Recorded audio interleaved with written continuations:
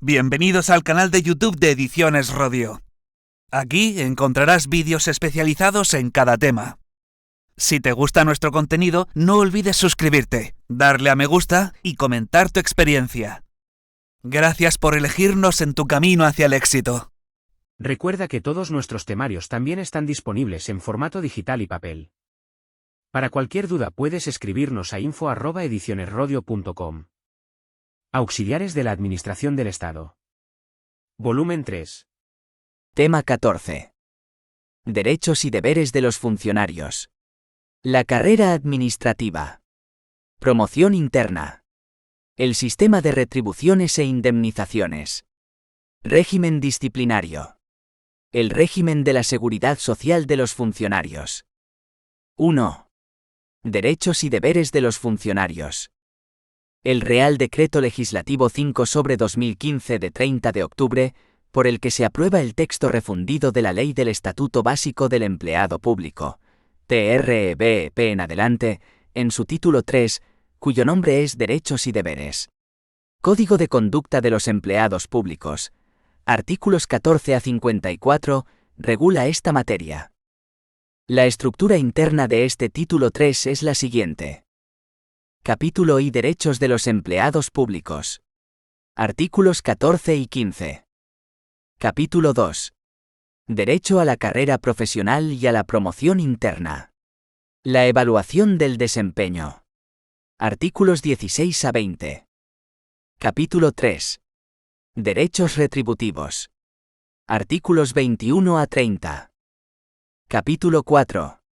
Derecho a la negociación colectiva. Representación y participación institucional. Derecho de reunión. Artículos 31 a 46. Capítulo V. Derecho a la jornada de trabajo, permisos y vacaciones. Artículos 47 a 51. Capítulo 6. Deberes de los empleados públicos. Código de conducta. Artículos 52 a 54. Es importante señalar que los capítulos 2 y 3, excepto el artículo 25,2 relativo al reconocimiento de trienios a los funcionarios interinos, no entrarán en vigor hasta que se produzca la entrada en vigor de las leyes de función pública que se dicten en desarrollo del Estatuto. 1,1. Derechos de los empleados públicos. El TREBP distingue entre derechos individuales y derechos individuales ejercidos colectivamente. 1.1. Derechos individuales. Los empleados públicos tienen los siguientes derechos de carácter individual en correspondencia con la naturaleza jurídica de su relación de servicio. A la inamovilidad en la condición de funcionario de carrera. B. Al desempeño efectivo de las funciones o tareas propias de su condición profesional, y de acuerdo con la progresión alcanzada en su carrera profesional. C. A la progresión en la carrera profesional y promoción interna según principios constitucionales de igualdad, mérito y capacidad, mediante la implantación de sistemas objetivos y transparentes de evaluación. D. A percibir las retribuciones y las indemnizaciones por razón del servicio. A participar en la consecución de los objetivos atribuidos a la unidad donde preste sus servicios, y a ser informado por sus superiores de las tareas a desarrollar. F. A la defensa jurídica y protección de la administración pública en los procedimientos que se sigan ante cualquier orden jurisdiccional, como consecuencia del ejercicio legítimo de sus funciones o cargos públicos. G. A la formación continua y a la actualización permanente de sus conocimientos y capacidades profesionales, preferentemente en horario laboral. H. Al respeto de su intimidad, orientación sexual, propia imagen y dignidad en el trabajo, especialmente frente al acoso sexual y por razón de sexo, moral y laboral. Y a la no discriminación por razón de nacimiento, origen racial o étnico, género, sexo u orientación sexual, religión o convicciones, opinión, discapacidad, edad o cualquier otra condición o circunstancia personal o social. J. A la adopción de medidas que favorezcan la conciliación de la vida personal, familiar y laboral. J. Bis. A la intimidad en el uso de dispositivos digitales puestos a su disposición y frente al uso de dispositivos de videovigilancia y geolocalización, así como a la desconexión digital en los términos establecidos en la legislación vigente en materia de protección de datos personales y garantía de los derechos digitales. K. A la libertad de expresión dentro de los límites del ordenamiento jurídico. L. A recibir protección eficaz en materia de seguridad y salud en el trabajo. M. A las vacaciones, descansos, permisos y licencias. N. A la jubilación según los términos y condiciones establecidas en las normas aplicables. O a las prestaciones de la seguridad social correspondientes al régimen que les sea de aplicación. P. A la libre asociación profesional. Q. A los demás derechos reconocidos por el ordenamiento jurídico. Se añade la letra J bis, por la disposición final 14 de la Ley Orgánica 3/2018 de 5 de diciembre, de protección de datos personales y garantía de los derechos digitales. 1.1.2. Derechos individuales ejercidos colectivamente. Los empleados públicos tienen los siguientes derechos individuales que se ejercen de forma colectiva. A. A la libertad sindical. B. A la negociación colectiva y a la participación en la determinación de las condiciones de trabajo.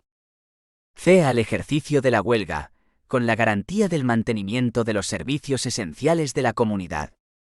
D. Al planteamiento de conflictos colectivos de trabajo, de acuerdo con la legislación aplicable en cada caso. E. Al de reunión, en los términos establecidos en el artículo 46 de este estatuto. 1.2. Promoción profesional. Como anteriormente ya hemos dicho, este derecho se regula en el capítulo 2 del título 3 del TR-EBEP, pero no entrará en vigor hasta que se produzca el desarrollo legislativo del mismo. Por tanto, se sigue utilizando la normativa anterior, cuya norma básica es el Real Decreto 364/1995 de 10 de marzo, por el que se aprueba el Reglamento General de Ingreso del Personal al Servicio de la Administración General del Estado y de Provisión de Puestos de Trabajo y Promoción Profesional de los Funcionarios Civiles de la Administración General del Estado, cuyo contenido en relación con esta materia, pasamos a exponer. 1.2.1. Regulación actual hasta que entre en vigor el TREBEP. 1.2.1.1. Grado personal. Los puestos de trabajo hoy en día se clasifican en 30 niveles.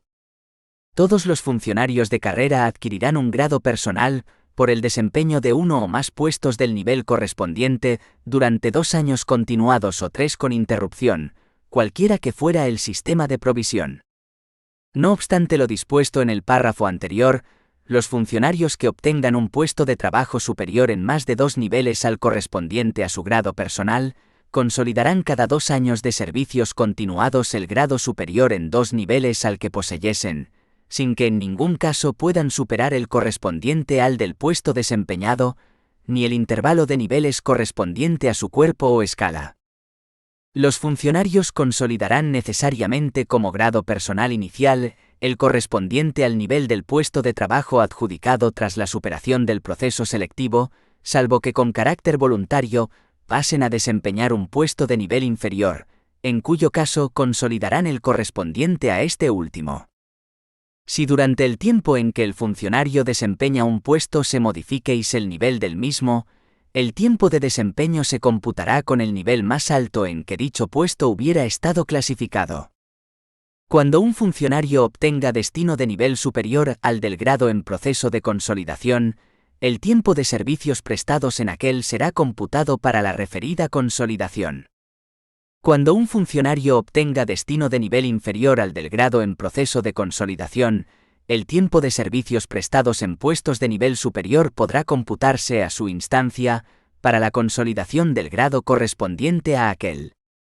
Una vez consolidado el grado inicial y sin perjuicio de lo dispuesto en el segundo párrafo, el tiempo prestado en comisión de servicios será computable para consolidar el grado correspondiente al puesto desempeñado, siempre que se obtenga con carácter definitivo dicho puesto u otro de igual o superior nivel. Si el puesto obtenido con carácter definitivo fuera de nivel inferior al del desempeñado en comisión y superior al del grado consolidado, El tiempo de desempeño en esta situación se computará para la consolidación del grado correspondiente al nivel del puesto obtenido. No se computará el tiempo de desempeño en comisión de servicios cuando el puesto fuera de nivel inferior al correspondiente al grado en proceso de consolidación. Las previsiones contenidas en este apartado serán de aplicación asimismo cuando se desempeñe un puesto en adscripción provisional en los supuestos previstos en este reglamento. A los funcionarios que se encuentren en las dos primeras fases de reasignación de efectivos y en la situación de expectativa de destino, así como a los afectados por la supresión de puestos de trabajo o alteración de su contenido, se les computará el tiempo transcurrido en dichas circunstancias a efectos de la adquisición del grado personal que tuviera en proceso de consolidación.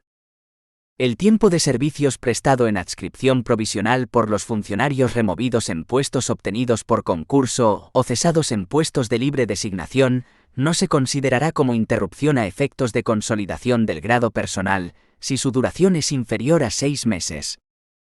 El tiempo de permanencia en la situación de servicios especiales será computado a efectos de adquisición del grado personal, como prestado en el último puesto desempeñado en la situación de servicio activo, o en el que durante el tiempo de permanencia en dicha situación se hubiera obtenido por concurso.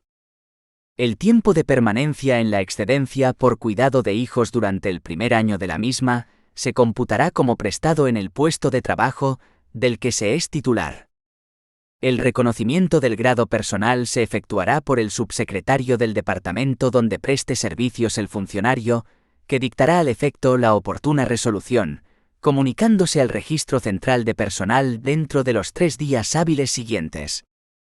El grado reconocido por los órganos competentes de otra administración pública será anotado en el Registro Central de Personal hasta el nivel máximo del intervalo correspondiente a su grupo de titulación, una vez que el funcionario reingrese o se reintegre a la Administración General del Estado, en el mismo cuerpo o escala en que le haya sido reconocido el grado personal.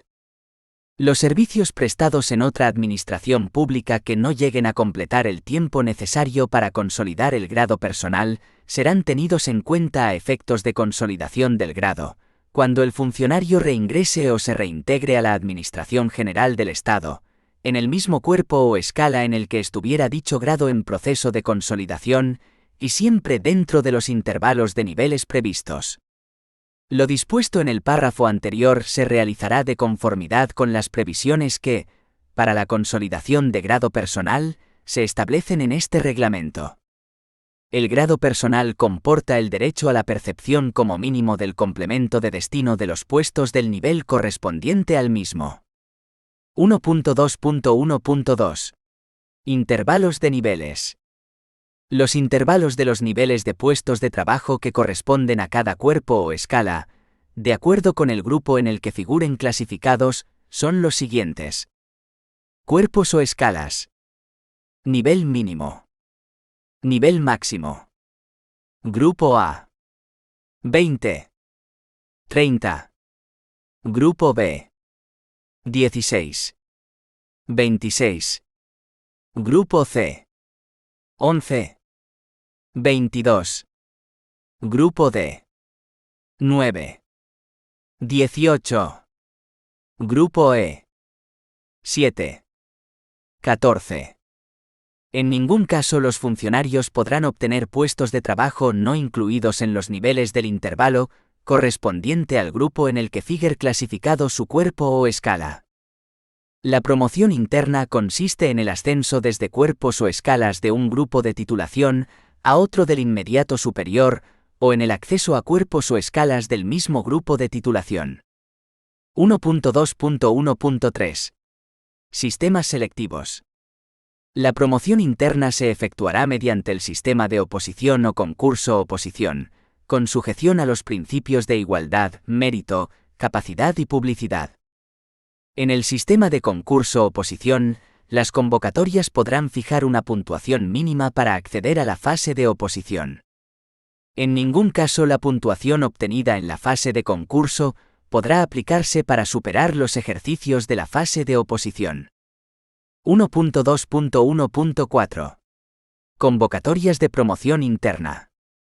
Las pruebas de promoción interna, en las que deberán respetarse los principios de igualdad, mérito, capacidad y publicidad, podrán llevarse a cabo en convocatorias independientes de las de ingreso cuando, por conveniencia de la planificación general de los recursos humanos, así lo autorice el gobierno o el órgano competente de las demás administraciones públicas. 1.2.1.5. Requisitos de participación. Para participar en pruebas de promoción interna, los funcionarios deberán tener una antigüedad de, al menos, 2 años en el cuerpo o escala a que pertenezcan el día de la finalización del plazo de presentación de solicitudes de participación, y poseer la titulación y el resto de los requisitos establecidos con carácter general para el acceso al cuerpo o escala en el que aspiran a ingresar. 1.2.2. Derecho a la carrera profesional y a la promoción interna. La evaluación del desempeño en el TREBEP. Los funcionarios de carrera tendrán derecho a la promoción profesional. La carrera profesional es el conjunto ordenado de oportunidades de ascenso y expectativas de progreso profesional conforme a los principios de igualdad, mérito y capacidad. A tal objeto, las administraciones públicas promoverán la actualización y perfeccionamiento de la cualificación profesional de sus funcionarios de carrera.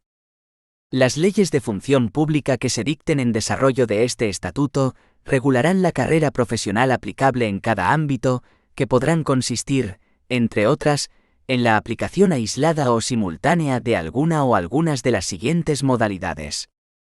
A. Carrera horizontal, que consiste en la progresión de grado, categoría, escalón u otros conceptos análogos, sin necesidad de cambiar de puesto de trabajo, y de conformidad con lo establecido en la letra B del artículo 17 y en el apartado 3 del artículo 20 de este estatuto. B. Carrera vertical, que consiste en el ascenso en la estructura de puestos de trabajo por los procedimientos de provisión establecidos en el capítulo 3 del título V de este estatuto. C. Promoción interna vertical, que consiste en el ascenso desde un cuerpo o escala de un subgrupo o grupo de clasificación profesional en el supuesto de que éste no tenga subgrupo, a otro superior. D. Promoción interna horizontal, que consiste en el acceso a cuerpos o escalas del mismo subgrupo profesional. Los funcionarios de carrera podrán progresar simultáneamente en las modalidades de carrera horizontal y vertical cuando la administración correspondiente las haya implantado en un mismo ámbito. 1.2.2.1. Carrera horizontal de los funcionarios de carrera. Las leyes de función pública que se dicten en desarrollo del presente estatuto podrán regular la carrera horizontal de los funcionarios de carrera, pudiendo aplicar entre otras las siguientes reglas. A. Se articulará un sistema de grados, categorías o escalones de ascenso fijándose la remuneración a cada uno de ellos. Los ascensos serán consecutivos con carácter general, salvo en aquellos supuestos excepcionales en los que se prevea otra posibilidad. B. Se deberá valorar la trayectoria y actuación profesional, la calidad de los trabajos realizados, los conocimientos adquiridos y el resultado de la evaluación del desempeño. Podrán incluirse asimismo otros méritos y aptitudes por razón de la especificidad de la función desarrollada y la experiencia adquirida. 1.2.2.2. Promoción interna de los funcionarios de carrera. La promoción interna se realizará mediante procesos selectivos que garanticen el cumplimiento de los principios constitucionales de igualdad, mérito y capacidad, así como los contemplados en el artículo 55,2 de este estatuto. Los funcionarios deberán poseer los requisitos exigidos para el ingreso, tener una antigüedad de al menos 2 años de servicio activo en el inferior subgrupo o grupo de clasificación profesional, en el supuesto de que éste no tenga subgrupo y superar las correspondientes pruebas selectivas. Las leyes de función pública que se dicten en desarrollo de este estatuto articularán los sistemas para realizar la promoción interna, así como también podrán determinar los cuerpos y escalas a los que podrán acceder los funcionarios de carrera pertenecientes a otros de su mismo subgrupo. Asimismo, las leyes de función pública que se dicten en desarrollo del presente estatuto podrán determinar los cuerpos y escalas a los que podrán acceder los funcionarios de carrera pertenecientes a otros de su mismo subgrupo.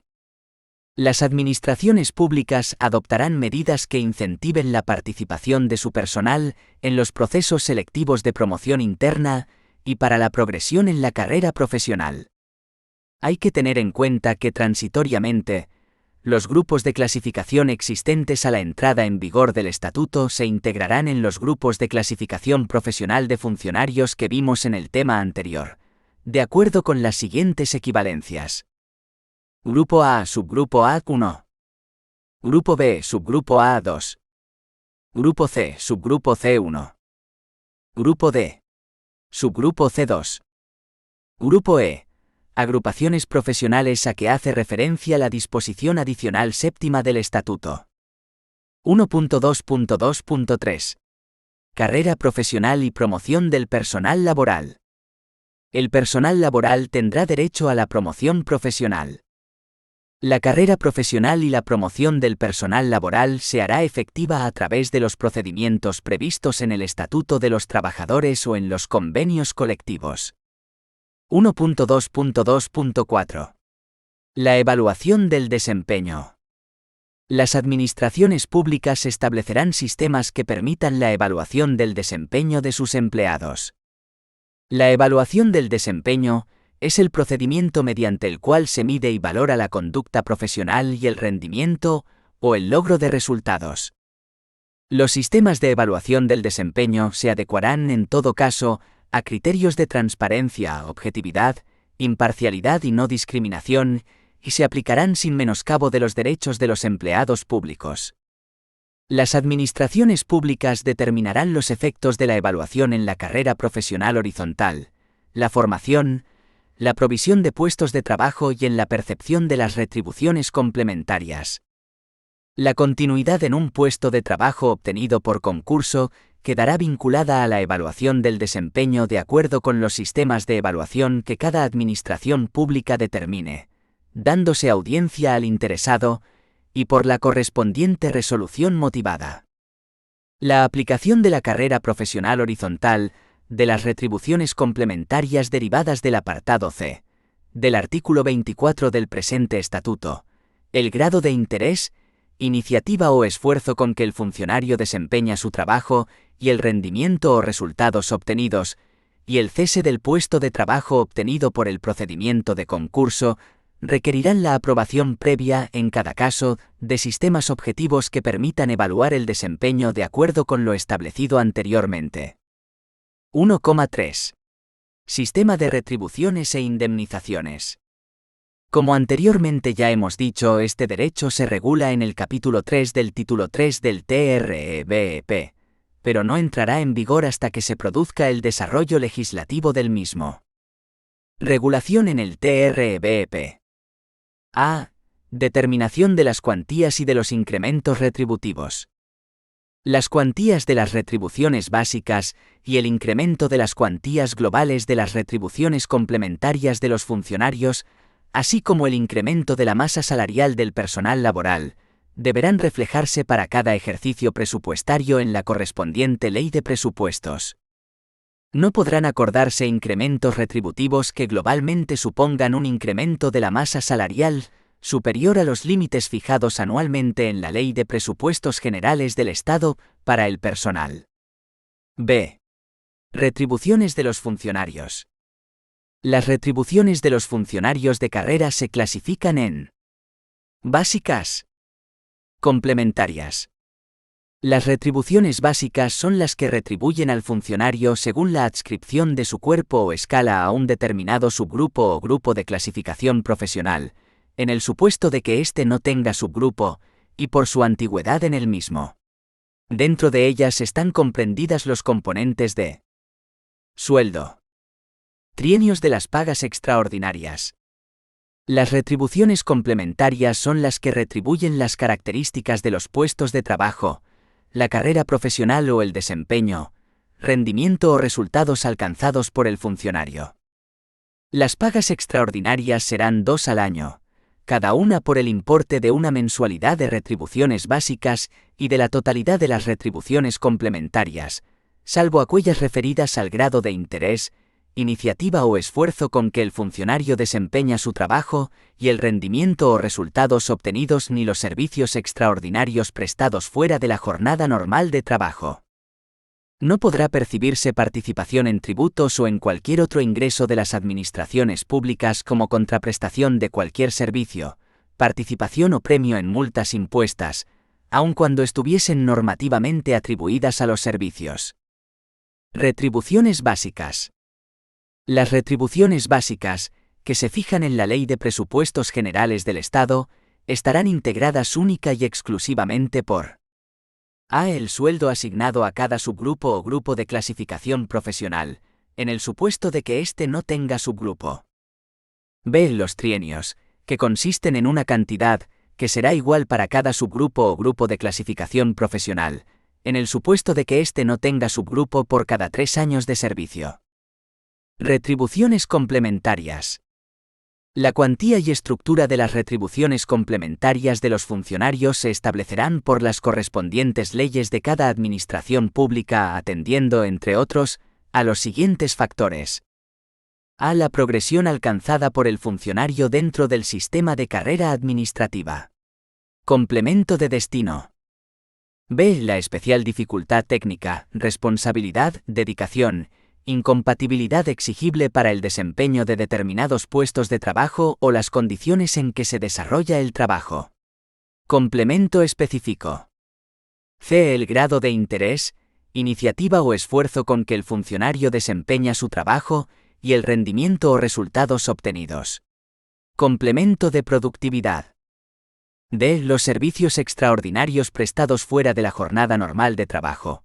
Gratificaciones, las cuales en ningún caso serán fijas en su cuantía, de acuerdo con la Ley 30/1984. C. Retribuciones de los funcionarios interinos.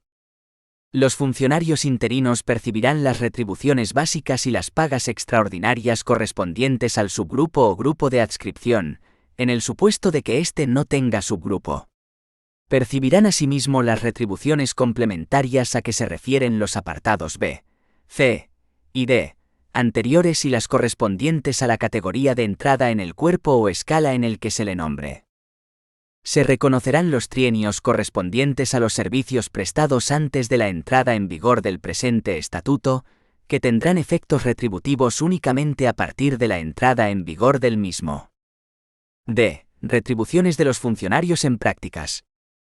Las administraciones públicas determinarán las retribuciones de los funcionarios en prácticas que, como mínimo, se corresponderán a las del sueldo del subgrupo o grupo, en el supuesto de que éste no tenga subgrupo en que aspiren a ingresar. E. Retribuciones del personal laboral.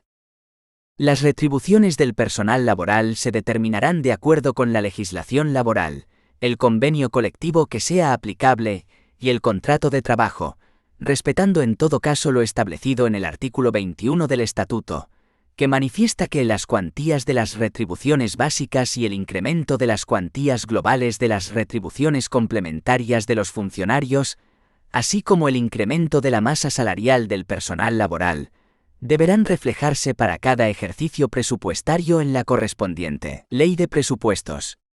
No podrán acordarse incrementos retributivos que globalmente supongan un incremento de la masa salarial superior a los límites fijados anualmente en la Ley de Presupuestos Generales del Estado para el personal.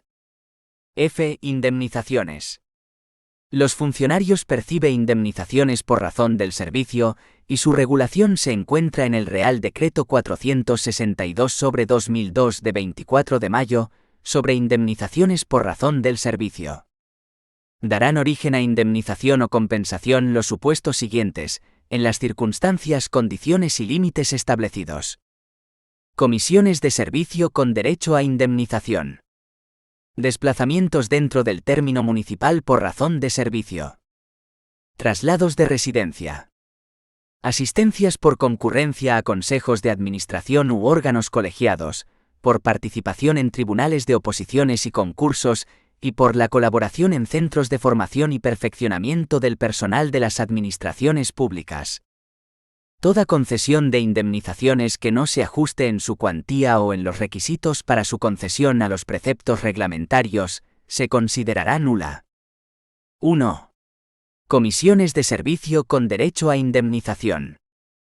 Son comisiones de servicio con derecho a indemnización los cometidos especiales que circunstancialmente se ordenen al personal y que deba desempeñar fuera del término municipal donde radique su residencia oficial, entendiéndose como tal el término municipal correspondiente a la oficina o dependencia en que se desarrollen las actividades del puesto de trabajo habitual, salvo que, de forma expresa y según la legislación vigente, se haya autorizado la residencia del personal en término municipal distinto al correspondiente a dicho puesto de trabajo y se haga constar en la orden o pasaporte en que se designe la comisión tal circunstancia. Dicha autorización no altera el concepto de residencia oficial, por lo que, en ningún caso, podrá tener la consideración de comisión de servicio el desplazamiento habitual desde el lugar donde se esté autorizado a residir hasta el del centro de trabajo, aunque estos se encuentren en términos municipales distintos. Tampoco darán lugar a indemnización aquellas comisiones que tengan lugar a iniciativa propia, salvo que se deriven de decisiones obligadas por la propia función de alto cargo, o haya renuncia expresa de dicha indemnización. Toda comisión con derecho a indemnización, salvo casos excepcionales, no durará más de un mes en territorio nacional y de 3 en el extranjero. No obstante, si antes de vencer el plazo marcado para el desempeño de una comisión resultase insuficiente para el total cumplimiento del servicio, el jefe correspondiente podrá proponer razonadamente a la autoridad competente la concesión de prórroga por el tiempo estrictamente indispensable. Las comisiones cuya duración se prevea, excepcionalmente, superior a la de los límites establecidos, así como las prórrogas que den lugar a un exceso sobre dichos límites, tendrán la consideración de residencia eventual desde el comienzo de la comisión inicial o de su prórroga, respectivamente. La duración de la residencia eventual no podrá exceder de 1 año, salvo que se prorrogue por el tiempo estrictamente indispensable por la autoridad que haya designado la comisión. La duración de la prórroga no podrá en ningún caso exceder de 1 año. En el caso de que inicialmente se prevea que los cometidos especiales a realizar van a exigir un tiempo superior al de 1 año, se procederá a tramitar la creación del correspondiente puesto de trabajo en el departamento, organismo o entidad de que se trate, de acuerdo con la normativa vigente. 2. Clases de indemnizaciones. Las clases de indemnizaciones son las siguientes. Dieta es la cantidad que se devenga diariamente para satisfacer los gastos que origina la estancia fuera de la residencia. Si la comisión de servicio se desempeña por personal de las Fuerzas Armadas o de las Fuerzas y Cuerpos de Seguridad del Estado, formando unidad, dicho devengo recibirá el nombre de plus. Indemnización de residencia eventual es la cantidad que se devenga diariamente para satisfacer los gastos que origina la estancia fuera de la residencia oficial. Gastos de viaje es la cantidad que se abona por la utilización de cualquier medio de transporte por razón de servicio. La cuantía del importe por indemnización de residencia eventual será fijada por la misma autoridad que confiera la comisión dentro del límite máximo, del 80% del importe de las dietas enteras, según se trate de comisiones de servicio en territorio nacional o extranjero, respectivamente. El personal a quien se encomiende una comisión de servicio tendrá derecho a percibir por adelantado el importe aproximado de las dietas, pluses, residencia eventual y gastos de viaje sin perjuicio de la devolución del anticipo, en la cuantía que proceda en su caso, una vez finalizada la comisión de servicios. 3. Asistencias. Se entenderá por asistencia la indemnización reglamentaria que proceda a abonar por concurrencia a las reuniones de órganos colegiados de la Administración, de órganos de administración de organismos públicos y de consejos de administración de empresas con capital o control públicos. Participación en tribunales de oposiciones y concursos encargados de la selección de personal o de pruebas cuya superación sea necesaria para el ejercicio de profesiones o para la realización de actividades. Colaboración con carácter no permanente ni habitual en institutos, escuelas o unidades de formación y perfeccionamiento del personal al servicio de las administraciones públicas. Las cantidades percibidas por estos conceptos en ningún caso podrán totalizar, para el conjunto de los 3 tipos de asistencias, un importe por año natural superior al 50% de las retribuciones anuales, excluidas las de carácter personal derivadas de la antigüedad, que se perciban por el puesto de trabajo desempeñado. G. Retribuciones diferidas. Las administraciones públicas podrán destinar cantidades hasta el porcentaje de la masa salarial que se fije en las correspondientes leyes de presupuestos generales del Estado, a financiar aportaciones a planes de pensiones de empleo o contratos de seguro colectivos que incluyan la cobertura de la contingencia de jubilación, para el personal incluido en sus ámbitos, de acuerdo con lo establecido en la normativa reguladora de los planes de pensiones. Las cantidades destinadas a financiar aportaciones a planes de pensiones o contratos de seguros tendrán a todos los efectos la consideración de retribución diferida. H. Deducción de retribuciones. Sin perjuicio de la sanción disciplinaria que pueda corresponder, la parte de jornada no realizada dará lugar a la deducción proporcional de haberes, que no tendrá carácter sancionador. Quienes ejerciten el derecho de huelga no devengarán ni percibirán las retribuciones correspondientes al tiempo en que hayan permanecido en esa situación, sin que la deducción de haberes que se efectúe tenga carácter de sanción, ni afecte al régimen respectivo de sus prestaciones sociales. 1,4. Derecho a la negociación colectiva, representación y participación institucional. Derecho de reunión. 1,4,1. Disposiciones generales. Los empleados públicos tienen derecho a la negociación colectiva, representación y participación institucional para la determinación de sus condiciones de trabajo. Por negociación colectiva, a los efectos de esta ley, se entiende el derecho a negociar la determinación de condiciones de trabajo de los empleados de la administración pública.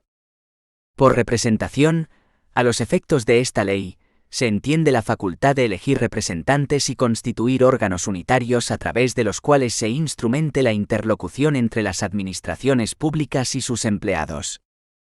Por participación institucional, a los efectos de esta ley, se entiende el derecho a participar, a través de las organizaciones sindicales, en los órganos de control y seguimiento de las entidades u organismos que legalmente se determine.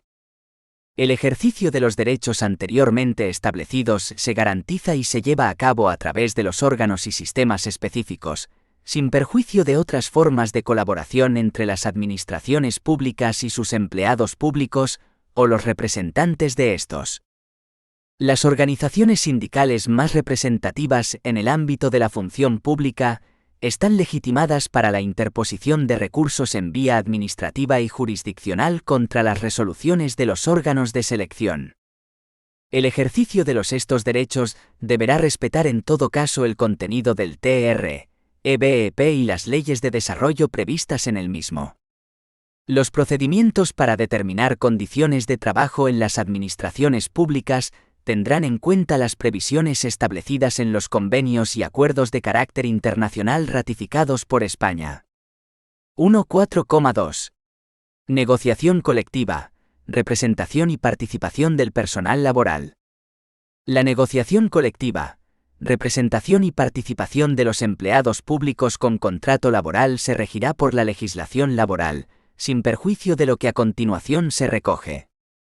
Se garantiza el cumplimiento de los convenios colectivos y acuerdos que afecten al personal laboral, salvo cuando excepcionalmente y por causa grave de interés público derivada de una alteración sustancial de las circunstancias económicas, los órganos de gobierno de las administraciones públicas suspendan o modifiquen el cumplimiento de convenios colectivos o acuerdos ya firmados en la medida estrictamente necesaria para salvaguardar el interés público. En este supuesto, las administraciones públicas deberán informar a las organizaciones sindicales de las causas de la suspensión o modificación. A los efectos de los previsto en este epígrafe, se entenderá, entre otras, que concurre causa grave de interés público derivada de la alteración sustancial de las circunstancias económicas, cuando las administraciones públicas deban adoptar medidas o planes de ajuste, de reequilibrio de las cuentas públicas o de carácter económico-financiero, para asegurar la estabilidad presupuestaria o la corrección del déficit público. 1,4,3. Negociación colectiva. La negociación colectiva de condiciones de trabajo de los funcionarios públicos, que estará sujeta a los principios de legalidad, cobertura presupuestaria, obligatoriedad, buena fe negocial, publicidad y transparencia. La negociación colectiva se efectuará mediante el ejercicio de la capacidad representativa reconocida a las organizaciones sindicales. A este efecto, se constituirán mesas de negociación en las que estarán legitimados para estar presentes. Por una parte, los representantes de la administración pública correspondiente.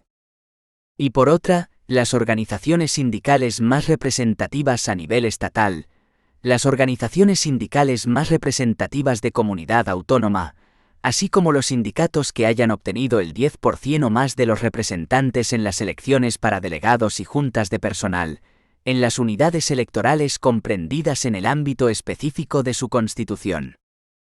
Las administraciones públicas podrán encargar el desarrollo de las actividades de negociación colectiva a órganos creados por ellas, de naturaleza estrictamente técnica, que ostentarán su representación en la negociación colectiva, previas las instrucciones políticas correspondientes y sin perjuicio de la ratificación de los acuerdos alcanzados por los órganos de gobierno o administrativos con competencia para ello.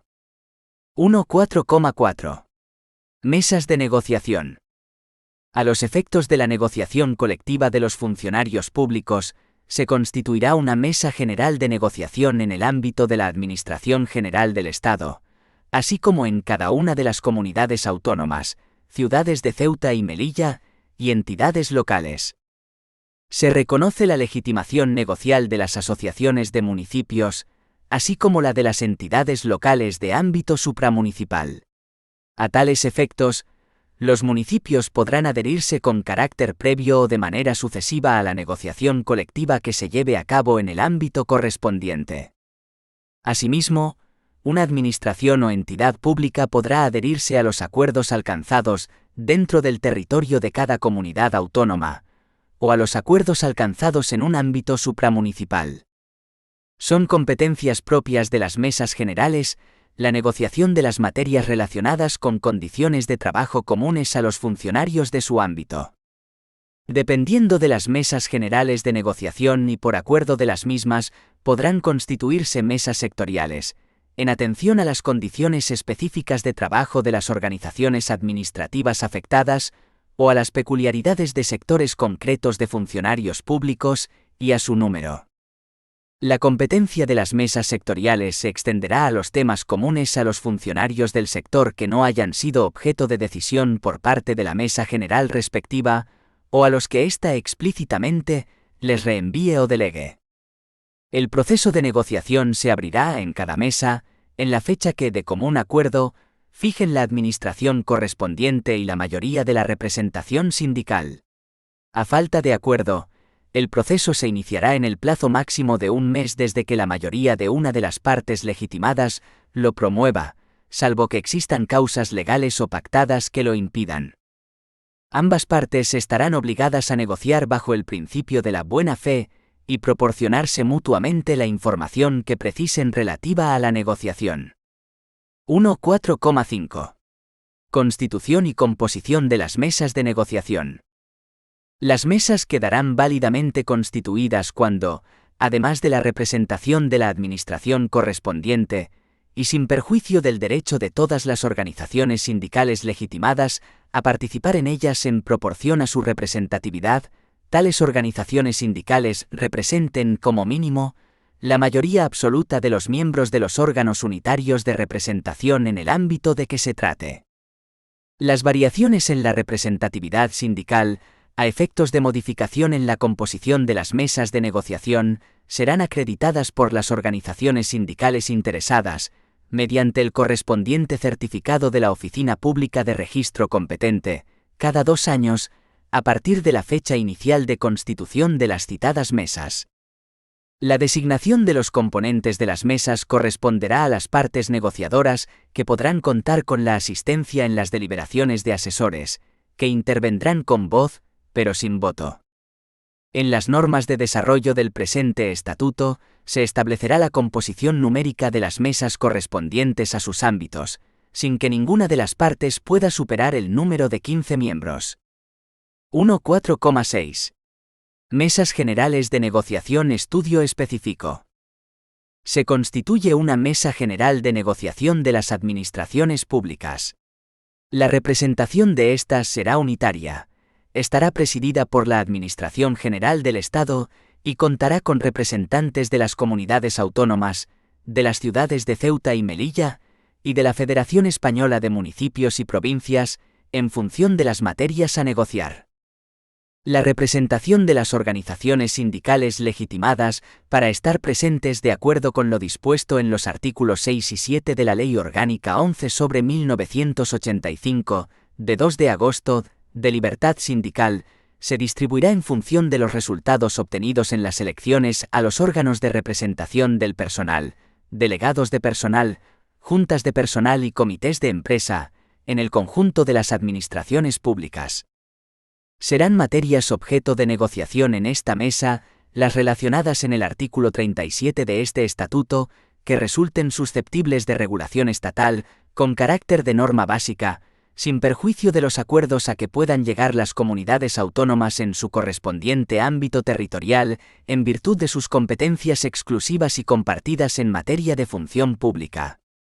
Será específicamente objeto de negociación en el ámbito de la Mesa General de Negociación de las Administraciones Públicas, el incremento global de las retribuciones del personal al servicio de las administraciones públicas que corresponda a incluir en el proyecto de ley de presupuestos generales del Estado de cada año. Para la negociación de todas aquellas materias y condiciones de trabajo comunes al personal funcionario, estatutario y laboral de cada administración pública, se constituirá en la Administración General del Estado, en cada una de las comunidades autónomas, ciudades de Ceuta y Melilla, y entidades locales una mesa general de negociación. Son de aplicación a estas mesas generales los criterios establecidos en el apartado anterior sobre representación de las organizaciones sindicales en la Mesa General de Negociación de las Administraciones Públicas, tomando en consideración en cada caso los resultados obtenidos en las elecciones a los órganos de representación del personal funcionario y laboral del correspondiente ámbito de representación. Además, también estarán presentes en estas mesas generales las organizaciones sindicales que formen parte de la Mesa General de Negociación de las Administraciones Públicas, siempre que hubieran obtenido el 10% de los representantes a personal funcionario o personal laboral en el ámbito correspondiente a la mesa de que se trate. 1.4,7. Materias objeto de negociación. Según el artículo 37 del TREBEP, serán objeto de negociación, en su ámbito respectivo y en relación con las competencias de cada administración pública y con el alcance que legalmente proceda en cada caso, las materias siguientes. A. La aplicación del incremento de las retribuciones del personal al servicio de las administraciones públicas que se establezca en la Ley de Presupuestos Generales del Estado y de las Comunidades Autónomas. B. La determinación y aplicación de las retribuciones complementarias de los funcionarios. C. Las normas que fijen los criterios generales en materia de acceso, carrera, provisión, sistemas de clasificación de puestos de trabajo y planes e instrumentos de planificación de recursos humanos. D. Las normas que fijen los criterios y mecanismos generales en materia de evaluación del desempeño. E. Los planes de previsión social complementaria. F. Los criterios generales de los planes y fondos para la formación y la promoción interna. G. Los criterios generales para la determinación de prestaciones sociales y pensiones de clases pasivas. H. Las propuestas sobre derechos sindicales y de participación. I. Los criterios generales de acción social. J. Las que así se establezcan en la normativa de prevención de riesgos laborales. K. Las que afecten a las condiciones de trabajo y a las retribuciones de los funcionarios, cuya regulación exija norma con rango de ley. L. Los criterios generales sobre ofertas de empleo público. M. Las referidas a calendario laboral, horarios, jornadas, vacaciones, permisos, movilidad funcional y geográfica, así como los criterios generales sobre la planificación estratégica de los recursos humanos, en aquellos aspectos que afecten a condiciones de trabajo de los empleados públicos. Quedan excluidas de la obligatoriedad de la negociación las materias siguientes.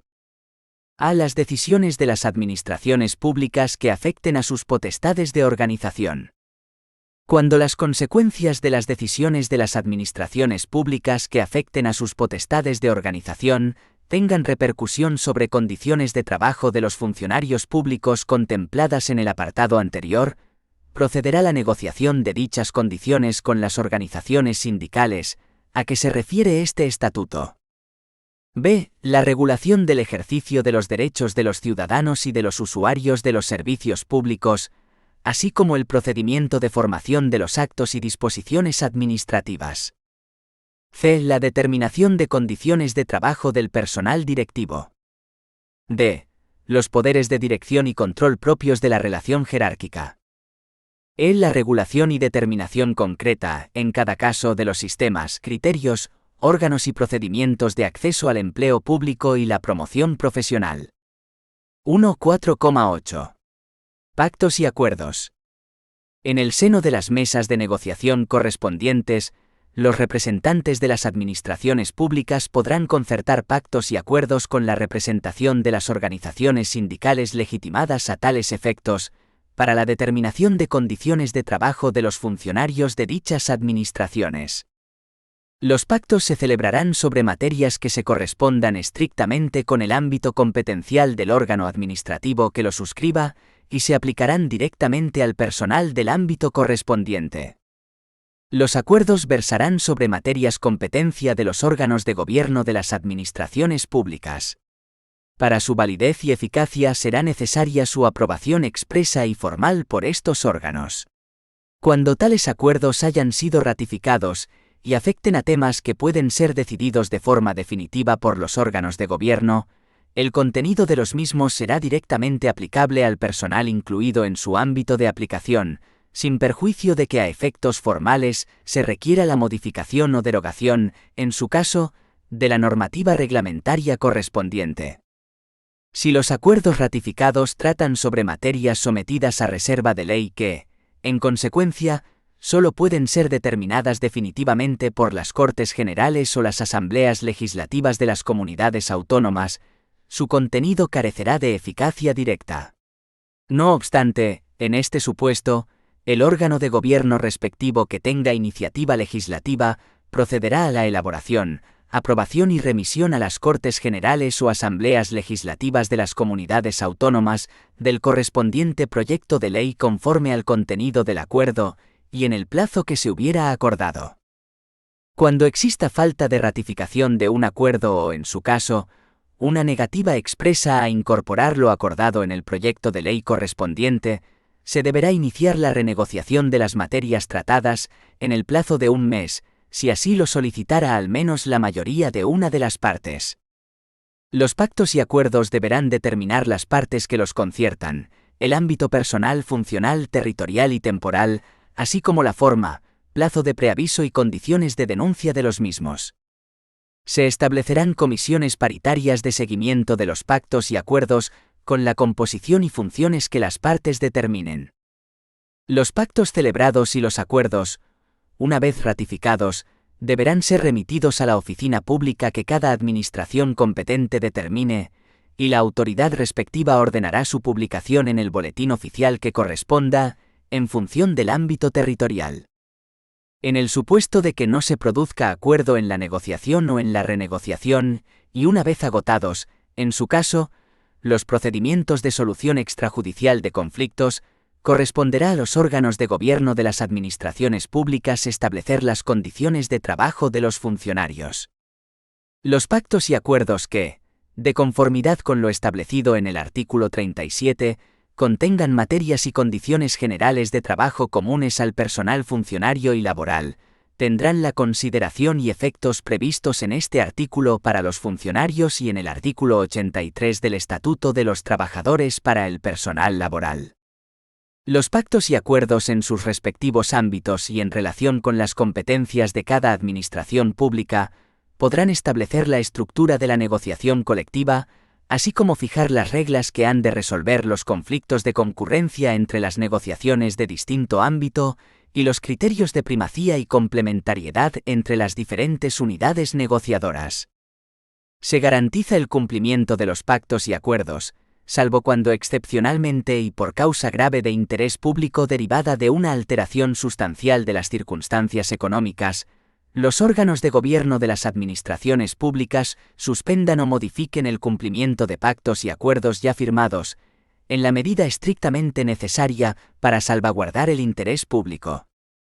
En este supuesto, las administraciones públicas deberán informar a las organizaciones sindicales de las causas de la suspensión o modificación.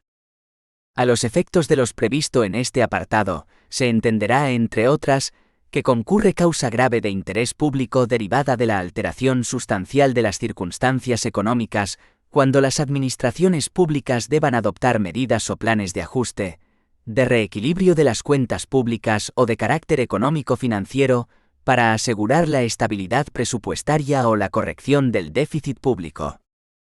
Salvo acuerdo en contrario, los pactos y acuerdos se prorrogarán de año en año si no mediara denuncia expresa de una de las partes. La vigencia del contenido de los pactos y acuerdos, una vez concluida su duración, se producirá en los términos que los mismos hubieren establecido. Los pactos y acuerdos que sucedan a otros anteriores los derogan en su integridad, salvo los aspectos que expresamente se acuerde mantener. 1.4,9. Órganos de representación. Los órganos específicos de representación de los funcionarios son los delegados de personal y las juntas de personal. En las unidades electorales, donde el número de funcionarios sea igual o superior a 6 e inferior a 50, su representación corresponderá a los delegados de personal. Hasta 30 funcionarios se elegirá un delegado, y de 31 a 49 se elegirán 3, que ejercerán su representación conjunta y mancomunadamente. Las juntas de personal se constituirán en unidades electorales que cuenten con un censo mínimo de 50 funcionarios. El establecimiento de las unidades electorales se regulará por el Estado y por cada comunidad autónoma dentro del ámbito de sus competencias legislativas.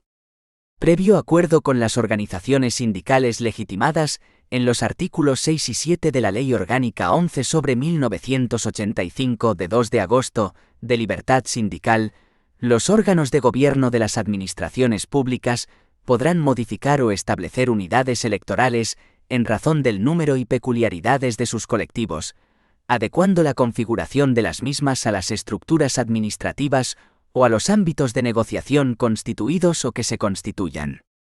Cada junta de personal se compone de un número de representantes, en función del número de funcionarios de la unidad electoral correspondiente, de acuerdo con la siguiente escala, en coherencia con lo establecido en el Estatuto de los Trabajadores. De 50 a 100 funcionarios, 5. De 101 a 250 funcionarios, 9. De 251 a 500 funcionarios, 13. De 501 a 750 funcionarios, 17.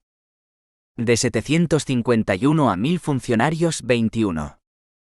De 1001 en adelante, 2 por cada 1000 o fracción, con el máximo de 75. Las juntas de personal elegirán de entre sus miembros un presidente y un secretario y elaborarán su propio reglamento de procedimiento, que no podrá contravenir lo dispuesto en el presente estatuto y legislación de desarrollo, remitiendo copia del mismo y de sus modificaciones al órgano u órganos competentes en materia de personal que cada administración determine. El reglamento y sus modificaciones deberán ser aprobados por los votos favorables de al menos 2/3 de sus miembros. 1 de abril de 10. Funciones y legitimación de los órganos de representación. Las juntas de personal y los delegados de personal, en su caso, tendrán las siguientes funciones en sus respectivos ámbitos. A. Recibir información sobre la política de personal, así como sobre los datos referentes a la evolución de las retribuciones, evolución probable del empleo en el ámbito correspondiente y programas de mejora del rendimiento. B. Emitir informe, a solicitud de la Administración Pública correspondiente, sobre el traslado total o parcial de las instalaciones e implantación o revisión de sus sistemas de organización y métodos de trabajo. C. Ser informados de todas las sanciones impuestas por faltas muy graves. D. Tener conocimiento y ser oídos en el establecimiento de la jornada laboral y horario de trabajo, así como en el régimen de vacaciones y permisos.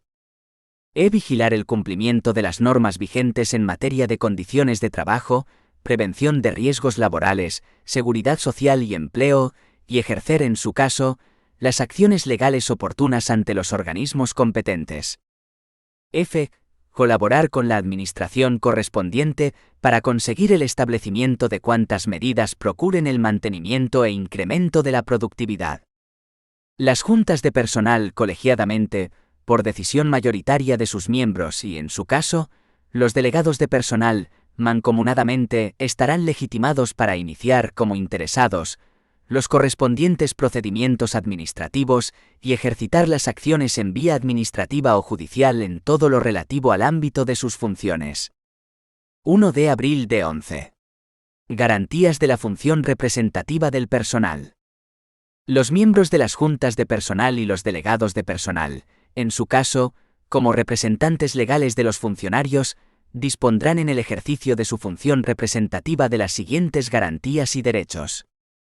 A. El acceso y libre circulación por las dependencias de su unidad electoral, sin que se entorpezca el normal funcionamiento de las correspondientes unidades administrativas, dentro de los horarios habituales de trabajo y con excepción de las zonas que se reserven de conformidad con lo dispuesto en la legislación vigente. B. La distribución libre de las publicaciones que se refieran a cuestiones profesionales y sindicales. C. La audiencia en los expedientes disciplinarios a que pudieran ser sometidos sus miembros durante el tiempo de su mandato y durante el año inmediatamente posterior, sin perjuicio de la audiencia al interesado regulada en el procedimiento sancionador. D. Un crédito de horas mensuales dentro de la jornada de trabajo y retribuidas como de trabajo efectivo, de acuerdo con la siguiente escala. Hasta 100 funcionarios, 15. De 101 a 250 funcionarios, 20. De 251 a 500 funcionarios, 30. De 501 a 750 funcionarios, 35. De 751 en adelante, 40. Los miembros de la Junta de Personal y delegados de personal de la misma candidatura que así lo manifiesten, podrán proceder, previa comunicación al órgano que ostente la jefatura de personal ante la que Acuella ejerza su representación, a la acumulación de los créditos horarios. En no ser trasladados ni sancionados por causas relacionadas con el ejercicio de su mandato representativo, ni durante la vigencia del mismo, ni en el año siguiente a su extinción, exceptuando la extinción que tenga lugar por revocación o dimisión. Los miembros de las juntas de personal y los delegados de personal no podrán ser discriminados en su formación, ni en su promoción económica o profesional por razón del desempeño de su representación. Cada uno de los miembros de la Junta de Personal y ésta como órgano colegiado, así como los delegados de personal, en su caso, observarán sigilo profesional en todo lo referente a los asuntos en que la Administración señale expresamente el carácter reservado, aún después de expirar su mandato. En todo caso, ningún documento reservado entregado por la Administración podrá ser utilizado fuera del estricto ámbito de la Administración para fines distintos de los que motivaron su entrega. 1 de abril de 12. Duración de la representación.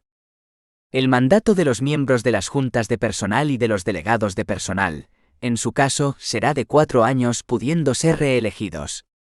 El mandato se entenderá prorrogado si, a su término, no se hubiesen promovido nuevas elecciones, sin que los representantes con mandato prorrogado se contabilicen a efectos de determinar la capacidad representativa de los sindicatos.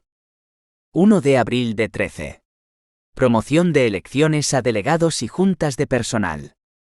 Podrán promover la celebración de elecciones a delegados y juntas de personal, conforme a lo previsto en el presente estatuto, y en los artículos 6 y 7 de la Ley Orgánica 11/1985, de 2 de agosto de libertad sindical. A. Los sindicatos más representativos a nivel estatal. B. Los sindicatos más representativos a nivel de comunidad autónoma, cuando la unidad electoral afectada esté ubicada en su ámbito geográfico. C. Los sindicatos que, sin ser más representativos, hayan conseguido al menos el 10% de los representantes a los que se refiere este estatuto en el conjunto de las administraciones públicas. D. Los sindicatos que hayan obtenido al menos un porcentaje del 10% en la unidad electoral en la que se pretende promover las elecciones. E. Los funcionarios de la unidad electoral por acuerdo mayoritario. Los legitimados para promover elecciones tendrán a este efecto derecho a que la administración pública correspondiente les suministre el censo de personal de las unidades electorales afectadas, distribuido por organismos o centros de trabajo. 1 de abril de 14. Procedimiento electoral. El procedimiento para la elección de las juntas de personal y para la elección de delegados de personal se determinará reglamentariamente teniendo en cuenta los siguientes criterios generales. A. La elección se realizará mediante sufragio personal, directo, libre y secreto que podrá emitirse por correo o por otros medios telemáticos. B. Serán electores y elegibles los funcionarios que se encuentren en la situación de servicio activo. No tendrán la consideración de electores ni elegibles los funcionarios que ocupen puestos cuyo nombramiento se efectúe a través de Real Decreto o por decreto de los consejos de gobierno de las comunidades autónomas y de las ciudades de Ceuta y Melilla. C. Podrán presentar candidaturas las organizaciones sindicales legalmente constituidas o las coaliciones de estas, y los grupos de electores de una misma unidad electoral, siempre que el número de ellos sea equivalente, al menos, al triple de los miembros a elegir. D. Las juntas de personal se elegirán mediante listas cerradas a través de un sistema proporcional corregido, y los delegados de personal mediante listas abiertas y sistema mayoritario. E. Los órganos electorales serán las mesas electorales que se constituyan para la dirección y desarrollo del procedimiento electoral, y las oficinas públicas permanentes para el cómputo y certificación de resultados, reguladas en la normativa laboral. F. Las impugnaciones se tramitarán conforme a un procedimiento arbitral, excepto las reclamaciones contra las denegaciones de inscripción de actas electorales, que podrán plantearse directamente ante la jurisdicción social. 1 de abril de 15. Solución extrajudicial de conflictos colectivos.